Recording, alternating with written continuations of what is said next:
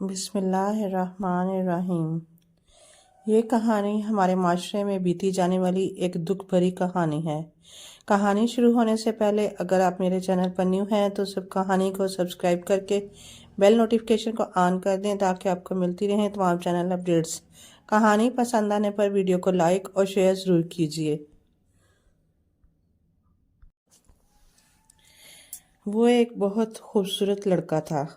پہلی بار وہ مجھے ایک ٹی وی اسٹیشن پر ملا تھا۔ میں اس کے چہرے کی معصومیت اور خوبروئی دیکھ کر دنگ رہ گئی۔ اس روز ہم کسی ڈرامے کی ریہرسل کر رہے تھے۔ وہ آڈیشن دینے آیا تھا۔ میں نے کچھ فلموں میں اداکاری کی تھی جو ہٹ ہو گئی تھیں۔ تبھی جہاں جاتی لوگ مجھے پہچان لیتے۔ اس 17-18 برس کے خوبصورت لڑکے نے بھی مجھے پہچان لیا، جس کو اداکاری کا شوق اسٹوڈیو تک لے آیا۔ مجھے لڑکا اچھا لگا، میں نے آگے بڑھ کر اس سے پوچھا، تمہارا نام کیا ہے؟ وہ میری آواز پر چونکا اور محویت سے مجھے دیکھتے ہوئے اپنا نام بتانے کی بجائے میرا نام بتاتے ہوئے بولا، آپ اقصیٰ ہیں نا؟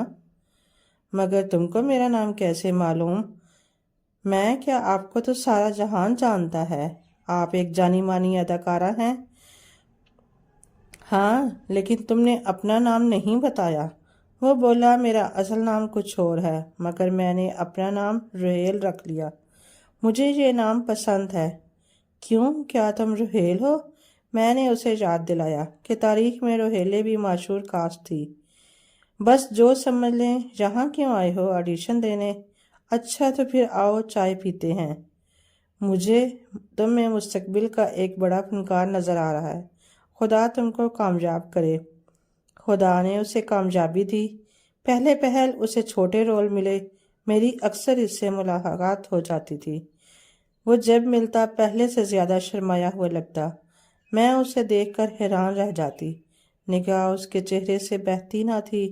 وہ عام لڑکوں سے بہت مختلف تھا۔ چہرے پر ملاحت کے ساتھ حجاب کے سائے رقصاں ہوتے۔ بھرپور آنکھ اٹھا کر دیکھنے سے شرماتا۔ مجھے اس کی یہی ادا بھاتی تھی۔ وہ مجھ سے 6-7 برس چھوٹا ہوگا، پھر بھی ہماری اچھی دوستی ہو گئی۔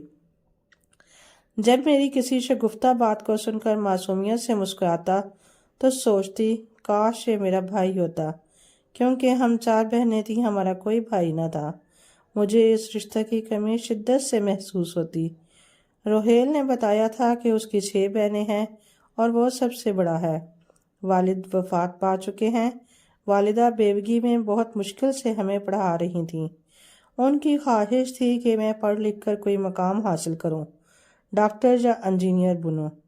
وہ مجھے آفیسر دیکھنا چاہتی ہیں، لیکن گھر کے مالی حالات ایسے نہیں۔ والد کے بعد میری بہنوں نے بھی منہ زوری شروع کر دی۔ امی کو تنگ کرتی ہیں، امی کا کہنا نہیں مانتی۔ اس وجہ سے وہ تنگ اور پریشان رہتی تھی۔ ان کو پریشان دیکھ کر میں بھی پریشان رہنے لگا اور پڑھائی چھوڑ کر کمانے کا سوچا۔ ایک دوست نے بتایا کہ اس کے ماموں ٹی وی میں ملازم ہیں۔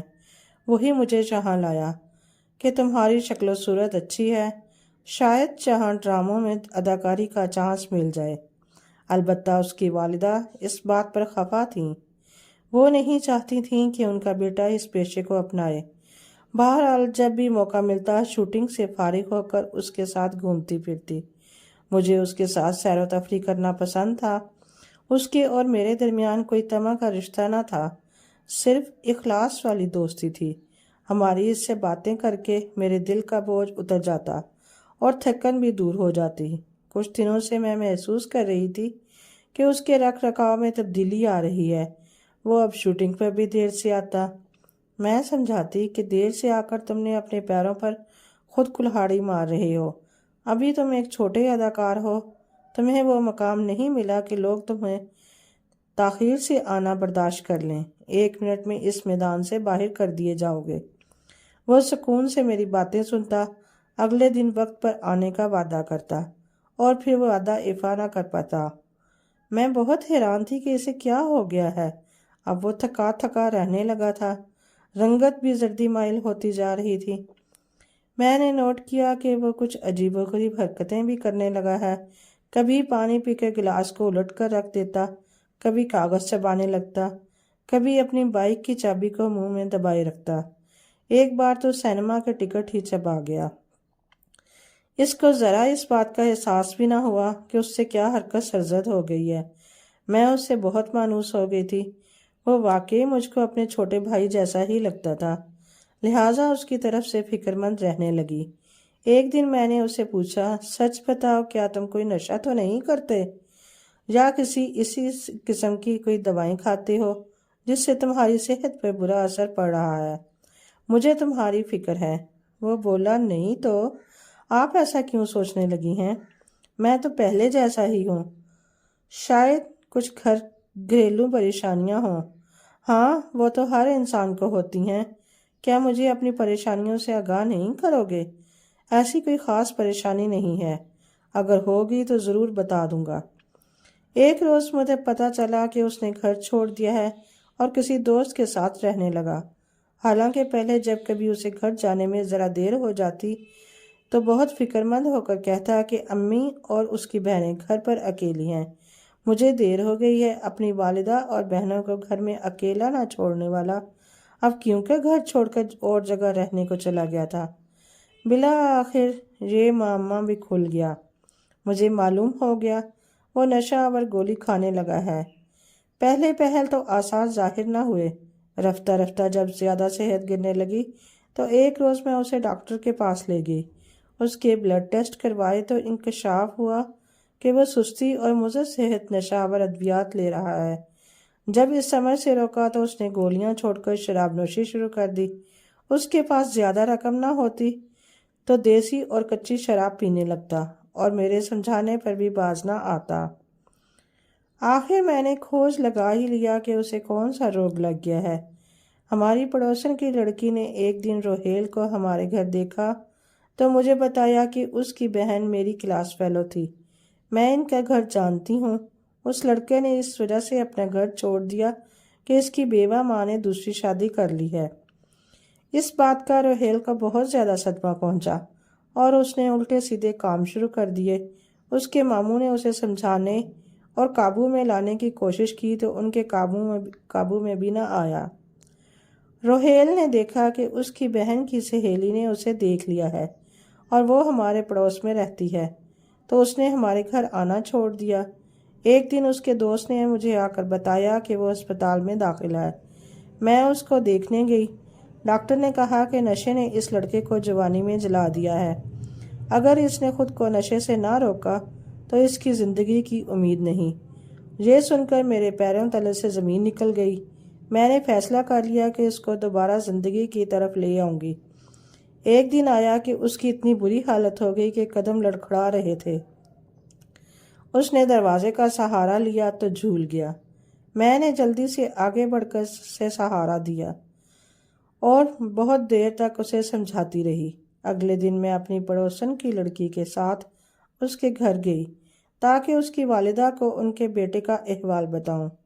وہ گھر پر نہ ملی۔ میں ناکام لوٹ آئی۔ اگلے دن میں نے روہیل کو بلایا، وہ آ گیا۔ آج اس کی حالت قدرے بہتر تھی۔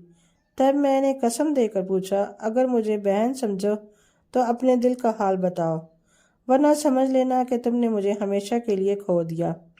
کافی اصرار کے بعد اس نے زبان کھولی اور کہا، ستارہ، جب کسی نے مجھے بتایا کہ تمہاری امی دوسری شادی کر رہی ہیں تو میرے دل پر بجلی سی گر گئی۔ میں نے ماں کے پیر پکڑ کر پوچھا، ماں بتاؤ، کیا واقعی تم دوسری شادی کر رہی ہو یا کسی نے مجھے غلط کہا ہے؟ وہ بولی، یہ معاشرہ شریف عورت کو اس طرح تو جینے نہیں دیتا، بلکہ ساری عمر کی ریاضت کا یہ صلہ دیتا ہے کہ اس سے پر بہتان لگا دیے جاتے ہیں۔ میں فیکٹری سے گھر پر سینے کے لیے گارمنٹ لاتی ہوں، دن رات محنت کرتی ہوں، تم لوگوں کا پیٹ پالنا، تم سب کو پڑھانا چاہتی ہوں۔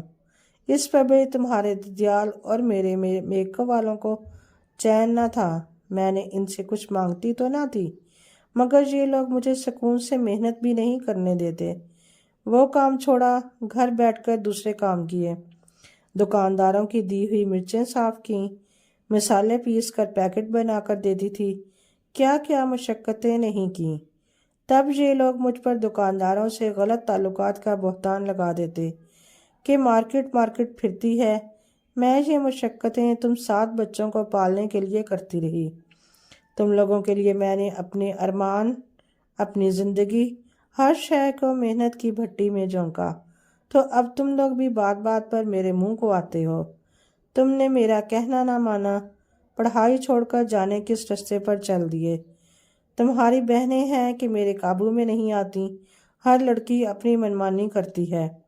تم آج دوسری شادی کے خدشے ظاہر کر رہے ہو۔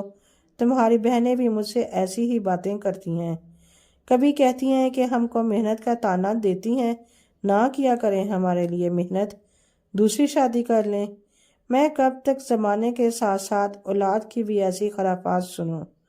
سو اب میں نے یہی فیصلہ کیا ہے کہ دوسری شادی کر کے اپنی زندگی سکون سے کیوں نہ جیوں۔ تمہارے بڑے ماموں تو ہر وقت کہتے رہتے تھے کہ دوسری شادی کر لو، یہ زندگی لمبی اور کٹھن ہے، کیسے گزارو گی؟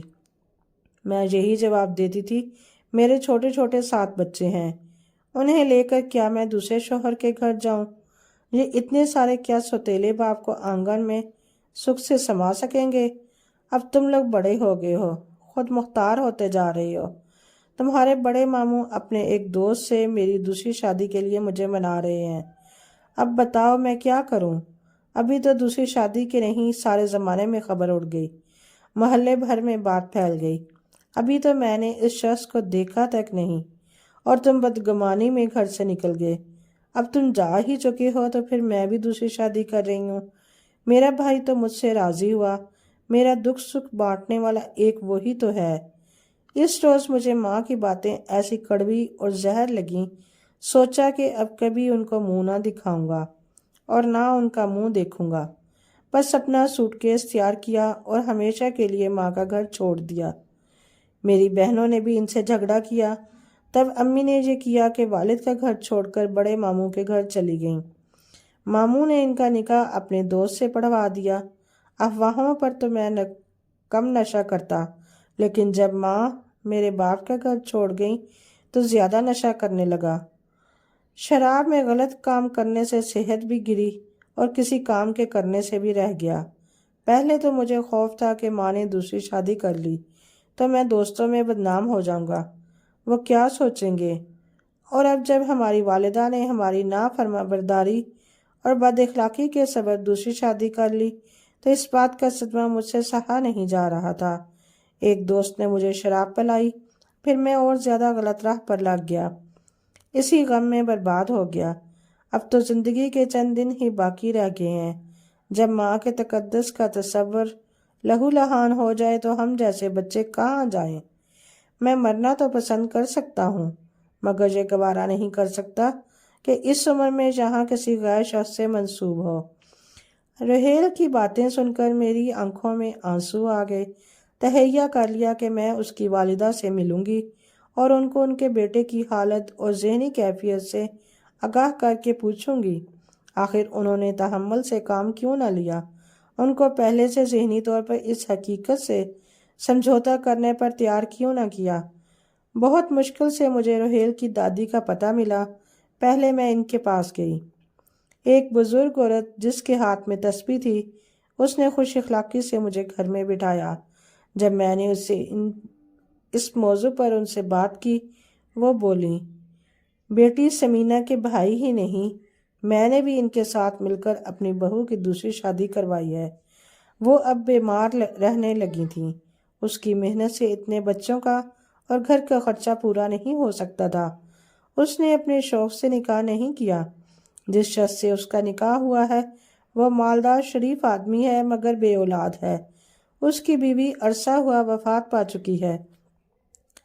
اس نے بہو کے بھائی سے وعدہ کیا ہے کہ وہ ہر ماہ ہمارے بچوں کے لیے مناسب خرچہ کی رقم مجھے دے گا، میری پوتیوں کی شادیاں کرائے گا۔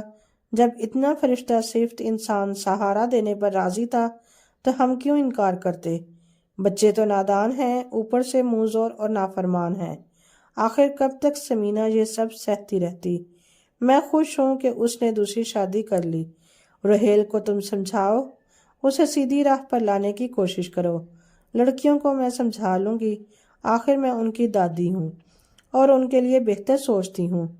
بڑی اماں کی باتیں مجھے اچھی لگیں، کافی دن میں روہیل کو سمجھاتی رہی کہ تم نہ پڑھ نہ سکے اور نہ کماتے ہو، پھر اس طرح کی باتیں کیوں کرتے ہو؟ تمہاری دادی اور ماموں نے باہمی صلاح مشورے سے جو فیصلہ کیا اسے قبول کرو، حقیقت پسند بنو، جا کر ماں سے ملو، معافی مانگو، حالات کو معمول پر لے آؤ۔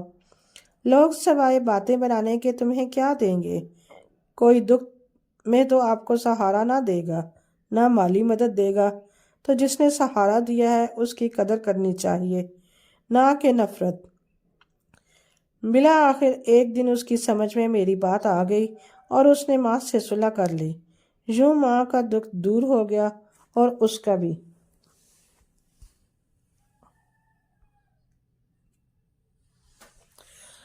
اگر آپ کو میری یہ ویڈیو اچھی لگی ہو تو پلیز لائک اور شیئر کیجیے۔